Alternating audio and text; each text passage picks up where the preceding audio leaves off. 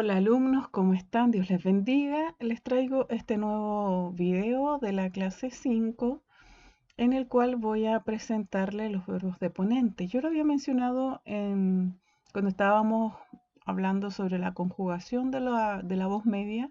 Hablé sobre los verbos de ponente y bueno, ahora les voy a presentar un listado de verbos y en términos generales no hay mucho que decir, la verdad, solamente sobre la existencia de ellos. Vamos con la presentación. ¿Qué son los verbos de ponente? Em, en griego hay verbos que tienen solo voz media y no tienen voz activa. Ya. Entonces, si por ejemplo en un caso hipotético, nosotros cuando estudiamos la voz activa hubiésemos hecho un inventario de todos los verbos que tienen la voz activa, que usan la voz activa, nos hubiesen quedado de lado este grupo de verbos, ¿ya? No lo hubiésemos alcanzado a conocer. ¿Por qué? Porque ellos solamente tienen voz media, ¿ya? Em, entonces, ellos forman un grupo aparte, y cuando aparecen en el diccionario, por ejemplo, si tú los quieres ir a buscar al diccionario, no lo vas a encontrar con la terminación omega, ¿ya? Porque la terminación omega es para el presente indicativo voz activa. En cambio, para buscar estos verbos, o nosotros nos damos cuenta que este es un verbo deponente, ¿por qué? Porque su terminación termina en omai, y omai es la conjugación del presente indicativo voz media, ¿ya? Entonces, este grupo es un grupo pequeño de verbos que están en voz media, pero nosotros tenemos una alta frecuencia de ellos en el Nuevo Testamento, así que tenemos que estudiarlos. Si están en el Nuevo Testamento, mucho más lo van a estar en el griego clásico, ¿ya? Em, ¿Por qué se llaman deponentes? Se llaman deponentes porque dan la idea, su nombre, de que ellos han depuesto algo o que dejaron de largo o abandonaron, ¿qué cosa? Su voz activa, como que la perdieron, ¿ya? Entonces ellos están depuestos, están discriminados porque no tienen voz activa, ¿ya? Y por eso le pusieron ese nombre. Ahora ellos no es que la perdieron en un momento, su voz activa, aunque sí hay verbos que pierden su campo semántico, por ejemplo. Pero no, lo que dice acá es que ellos nunca tuvieron voz activa, siempre ellos nacieron como verbos de voz media, ¿ya?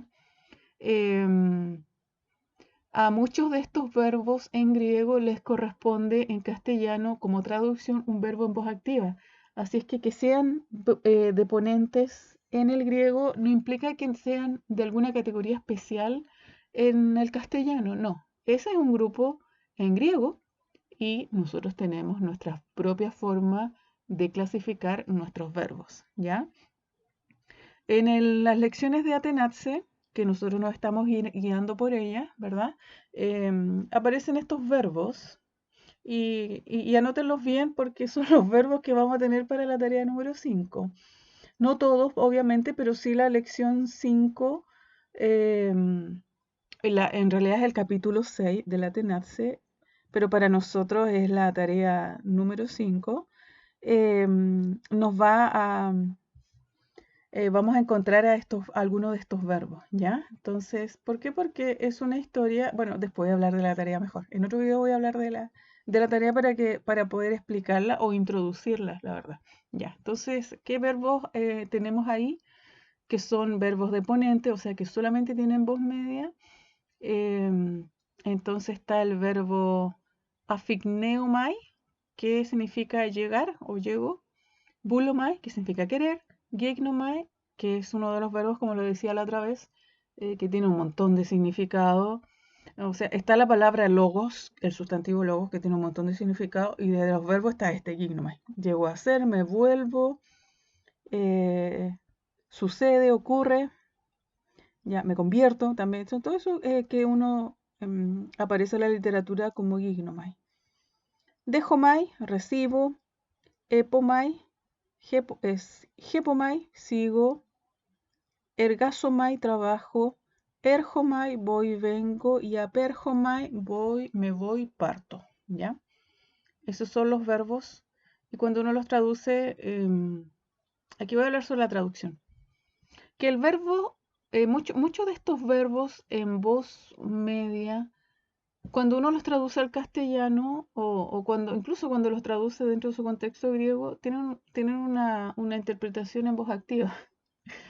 Creo que los únicos verbos que se comportan de verdad y que respetan la voz media son los verbos que tienen voz activa y que cuando aparecen con voz media tienen que hacer una diferencia de su voz activa y por lo tanto hacen una reflexión, ponen voz reflexiva o el verbo está orientado al beneficio, ¿ya? Pero la verdad es que muchos verbos que son deponentes, su traducción es como si fuera voz activa. ¿Cómo? Y ustedes tal vez estarán pensando, pero profesora, entonces, ¿cómo voy a distinguir? Mira, a través del uso. ¿Ya?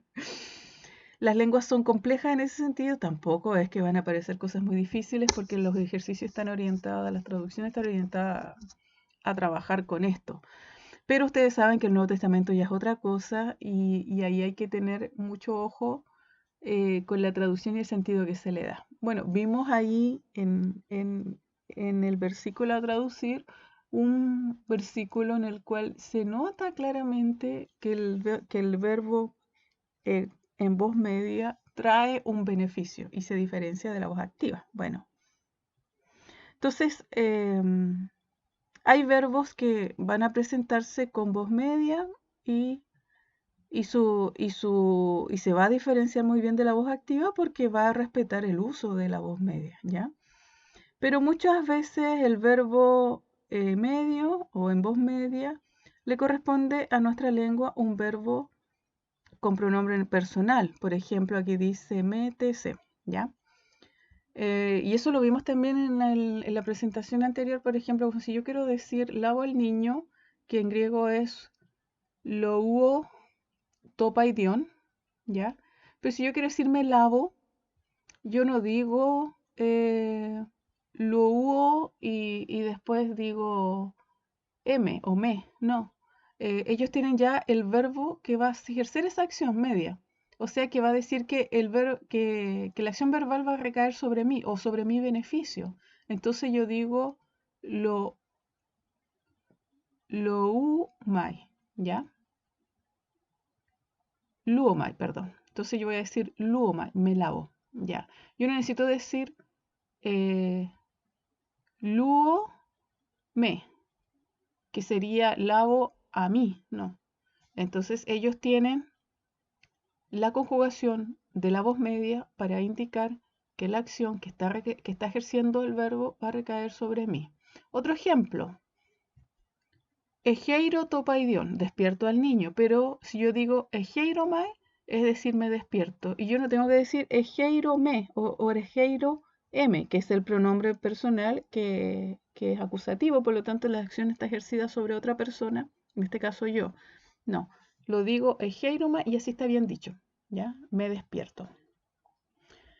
¿Qué más tengo que decir? Ah, bueno, los verbos deponentes en el Nuevo Testamento.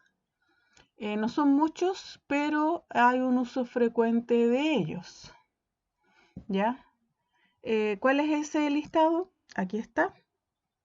Y entre paréntesis están las veces en que aparecen. Si uno quiere de alguna forma dominar el griego y sus palabras y cosa de acercarse al texto y tener un entendimiento más fácil con solo mirarlo y todo, uno tiene que tener como base un léxico básico que dominar. Entonces, como el Nuevo Testamento ya está traducido y ha sido traducido por mucho tiempo, desde Jerónimo en adelante, entonces los estudios con respecto al uso, la frecuencia y todo eso ya está agotado. Entonces podemos conocer desde antemano la cantidad de veces que aparece una palabra. Y este es un listado de los verbos en voz media y su frecuencia de uso en el Nuevo Testamento. ¿Cuál es el primero? El ginomai, que aquí en el Nuevo Testamento aparece como ginomai. Perdió la gama antes de la nu, ¿ya? Entonces es ginomai. Y su traducción es ser, estar, llegar a ser o llegar a estar, nacer, haber, etcétera, ¿ya? Y aparece 669 veces. El que le sigue es erjomai, ir, venir, llegar. Apokrinomai, responder. Dunamai, poder. Exerjomai, salir. Eiserjomai, entrar. Poreumai, ir, aperjomai, irse, abandonar, katemai, estar sentado, sentarse, proserjomai, venir, oír, acercarse, proseurjomai, orar, foveomai, temer, y aspasomai, saludar. Me parece un poco extraño que pongan como deponente foveomai porque el verbo foveo existe, ¿ya? Como voz activa. Tal vez ya se perdió para los tiempos del Nuevo Testamento, no sé. Este es un listado que saqué de libros que lo dan, ¿ya? Si se dan cuenta, muchos es la misma, es el mismo verbo y que con la preposición va a cambiar su significado. Bueno, la composición verbal la vamos a ver en la siguiente clase probablemente y ahí vamos a ver cómo distintas preposiciones van a dar distintos significados a un verbo base, ¿ya? Entonces, con esto terminamos de presentar los verbos deponentes y resumiendo, son verbos que no tienen voz activa, que funcionan con voz media, que su traducción en el castellano es de voz activa y muchas veces su misma traducción es voz activa, ¿ya?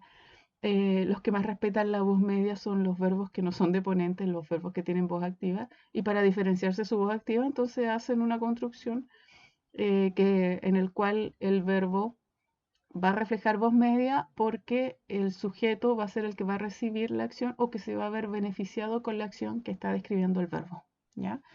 El listado de los verbos deponentes no es muy grande, pero sí vemos que hay un uso constante en el Nuevo Testamento y por lo tanto nosotros tenemos que conocerlo. Muy bien, que Dios les bendiga y como saben yo les voy a dejar esta misma presentación para que ustedes la pueden descargar y la puedan imprimir y tener ahí con sus apuntes. Muy bien, Dios les bendiga.